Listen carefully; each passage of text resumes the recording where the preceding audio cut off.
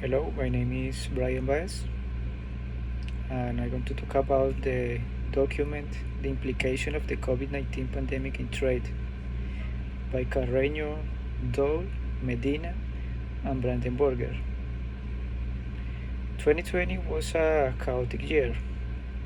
The pandemic caused by SARS-CoV-2 virus or COVID-19 was something that nobody expected.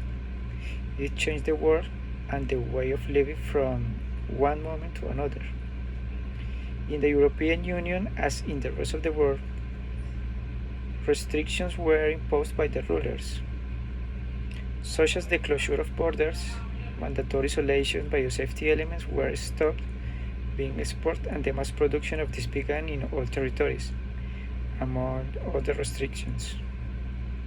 Despite the fact that borders were closed, basic necessities were an obligation on the part of the ruler of each country.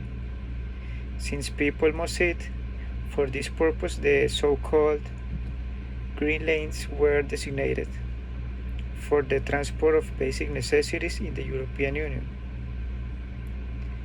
The closure of borders in the world caused some countries to run out of medicines and other food products that were necessarily exported and imported by other countries due to the impossibility of being able to produce them. For this reason, some countries have shown their dissatisfaction with the World Trade Organization or WTO.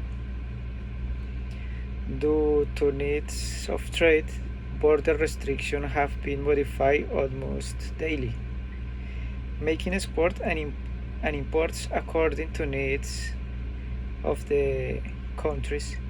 This situation has forced the merchants of the world to adopt the current policies in order to make the economies of the countries flow adequately, and most importantly, that there is no lack of basic necessities in all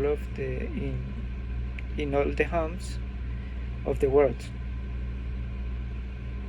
And I believe that the mutual support between all human beings is important, regardless of culture, region, and other variables that may create a difference. Because finally, the pandemic caused by COVID-19 or SARS-CoV-2 does not discriminate and attacks all people on the planet. So it's vital to become aware and face the problem as a whole humanity and not by regions. That's all.